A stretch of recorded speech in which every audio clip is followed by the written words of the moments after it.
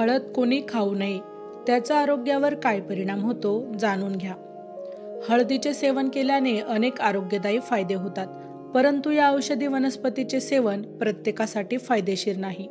अशा परिस्थितीत कोणकोणत्या लोकांनी हळदीचे सेवन टाळावे ते जाणून घेऊया।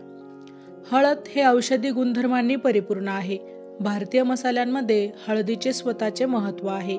हे असे औषध आहे जे आयुर्वेदात अनेक वर्षापासून वापरले जात आहे।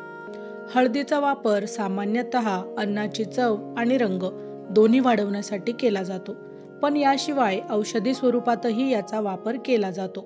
होय, हळदीमध्ये अनेक औषधी गुणधर्म आढळतात, ज्यामध्ये जखमा सहज भरण्यास मदत होते आणि इतर सर्व रोगांचा धोका कमी करण्यास मदत होते। त्याच्या अनेक आरोग्य फायद्यामुळे हळद ही आयुर्वेदात सर्वोत्तम औषधी वनस्पती मानली जाते, परंतु तरीही या फायदेशीर औषधी वनस्पतीचा वापर प्रत्येकासाठी फायदेशीर नाही। चला जाणून घेऊया कोणत्या लोकांसाठी हळदीचे सेवन करणे थोडे धोकादायक ठरू शकते। नाकातून रक्तस्राव होण्याची समस्या। सामान्यतः हळदीचा वापर वेदना, सूज आणि जखमा इत्यादी समस्यांच्या बाबतीत फायदेशीर मानला जातो। ते उष्ण प्रकृतीचे असल्यामुळे ते रक्त पातळ करण्याचे काम करते।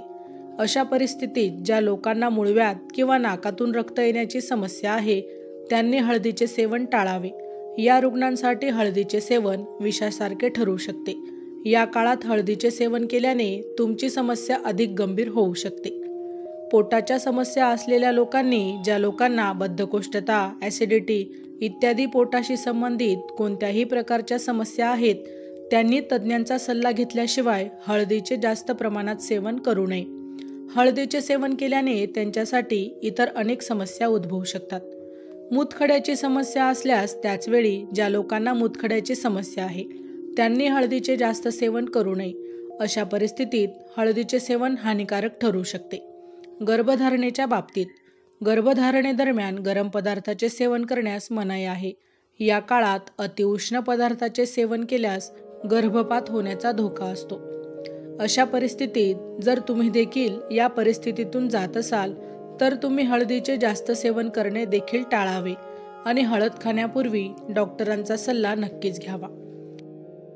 रक्त पातळ करणारे औषध घेत असल्यास, जे लोक रक्त पातळ करणारे औषधे घेत आहेत, त्यांनी हळदीचे सेवन मर्यादित प्रमाणातच करावे, कारण अशा परिस्थितीत हळद रोगप्रतिकारक शक्तीवर प्रतिक्रिया देऊ शकते आणि परिस्थिती गंभीर बनवू शकते।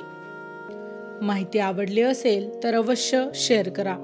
अशाच प्रकारची नवनवीन माहिती रोज मिळवण्यासाठी आमच्या लाईफ एव्हिएशन या यूट्यूब चॅनलला अवश्य सबस्क्राईब करा। धन्यवाद।